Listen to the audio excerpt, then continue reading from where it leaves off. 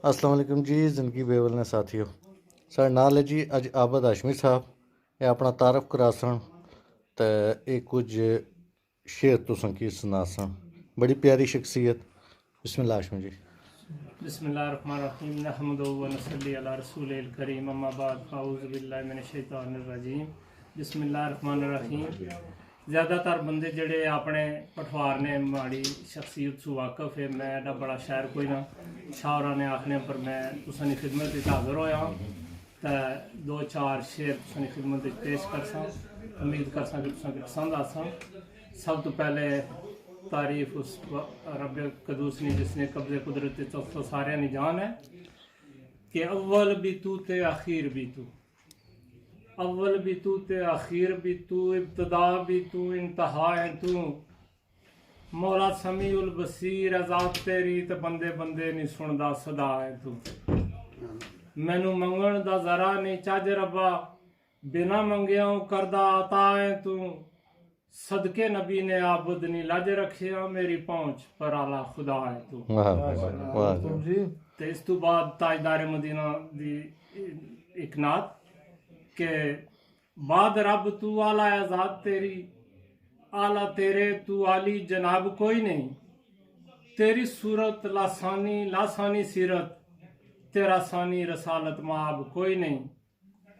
तेरे नूर नाल रोशन जहान सारा, एडी रोशनी विच माताब कोई नहीं। तो लाजवाब है सोने साई आबद, कुल आलम विच तेरा जवाब कोई नहीं। तो एक शेर आखिरी अर्ज करसा कि वादा उला शरीक माबूद मेरा, राबर शाय लोलाक हुसैनिया में। निस्बत मुश्किल कुशा दे नाल मेरी, पाक कदमां दी खाक हुसैनिया में।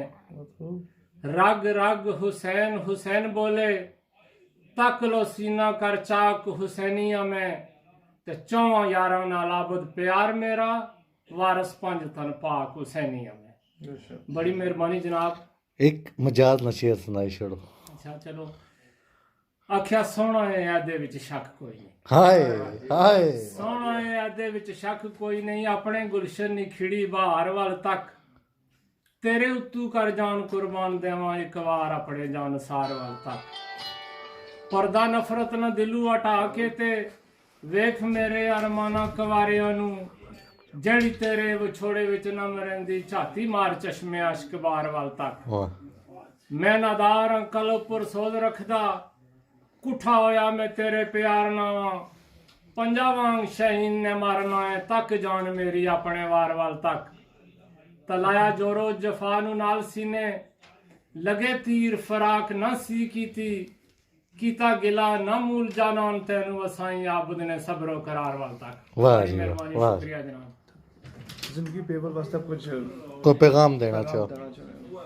जिंदगी बेवल नहीं हंसता पैगाम है जी कि बेवल ने लोग बड़े खुश इखलाक ते बड़े मतलब दोस्ताना तलकात वाले से पर जेड़े हुन हालात जा रहे, सच्ची पूछा ये गल आखने में शर्म हसनी, क्योंकि बेवल ने पठवार ने लोगों यारी की काफ़ी लज लाई है जड़ा कत्ल होया इसने च।